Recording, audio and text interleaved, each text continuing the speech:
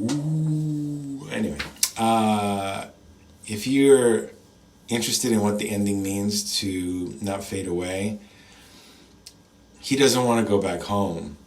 And I think that's kind of interesting that he doesn't want to go back home. And, I think a lot of people are like that. I think we relate to that. We're just like, some people are on their own path. They're rocking and rolling, man. That's what they're doing. They're doing it their own way.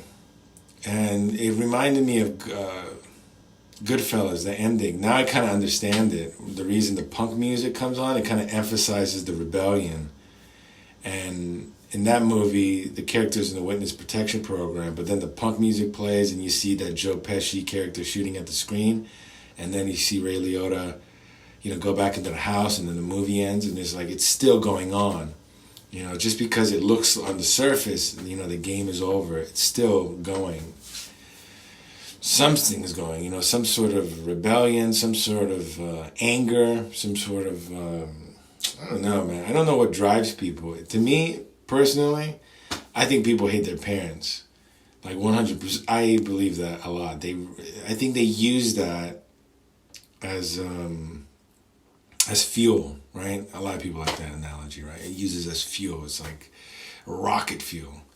You don't tell me what to do, and who's the best person to get in a fight with? Your parents. They're major influences on your life, and so you drive yourself out of there.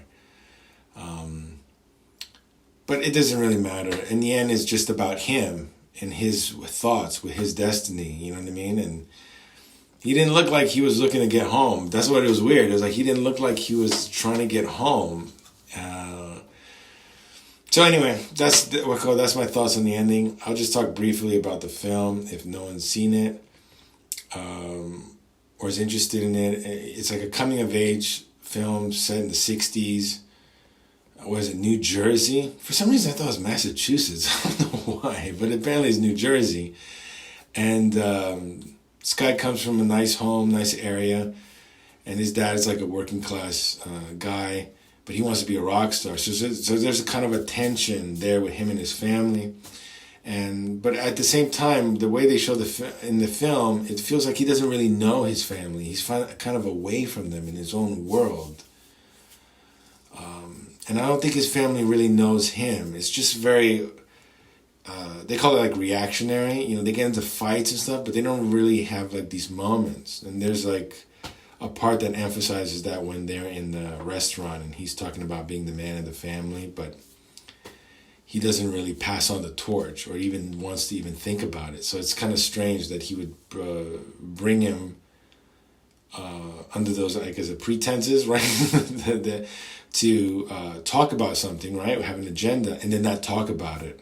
It's really kind of weird, right? As far as like his band, that was the best part of the movie, was his band. I could watch that for a long time because I like rock and roll, man. And they're like into British music. I like that too. They had that chimey guitars and they're like being really like sophisticated and cool. And they're all smoking like cigarettes, and it's all like this era that happened and that lives on forever in rock music, right? Because everyone, even though we say we want to get away from the past, there's certain elements that still linger around. It's just that cool factor.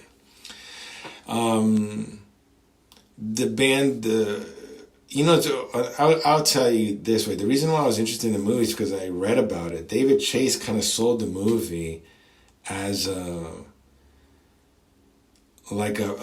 tale about people who didn't make it. So I'm thinking like it's about that. It's about someone who didn't make it, and then that's kind of the end. Maybe they get a regular job or something, and it has some sort of finality in there, right? Then I read somewhere about that random part where at the end of the movie, literally, his sister becomes the narrator, comes out into the middle of the camera and starts going on about this, like she has a small monologue, and then the movie ends. And so when you watch it, you're not going to really, that's why a lot of people are, seem like a couple people were confused. I saw on the internet, that's why I made the video, because they were like wondering, what's with this thing? Well, to me, it feels like that ending is like a short film whatever you want to call it, epilogue or like a continuation. But that's like, it feels like it's almost kind of separate because it's like very dreamlike in like in another realm.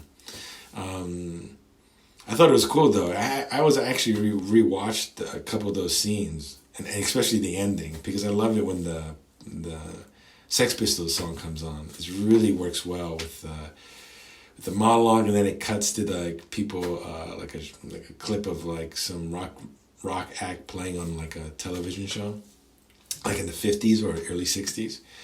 And I was like, man, this is really cool. You know, it's like really rock and roll, man. It really has that energy. But yeah, that's basically the movie. I'll say one more thing. That guy surprised me. I really wasn't gonna. I thought I wasn't gonna like him, but I liked him. All the actors, not just him. All the actors, the girl, the band members, all those guys were great. Sorry, I don't know their names. I have to look them up. But yeah, they were great. They were great. And like I said, I don't know, the music was just cool, man. They had a lot of cool, just the band itself, not just the soundtrack, but the band itself was like really cool. It was just really cool to see a band.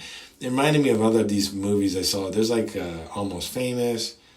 Then there's this like indie movie back in the 90s. I don't know if everyone's seen it. It's called Bandwagon. This is like a real low-key independent film that was like on the festival circuit from like, I don't know, was it 95, 96, 97, something like in the mid-90s. So yeah, I guess, yeah, I like movies about bands. It's actually kind of cool. All right.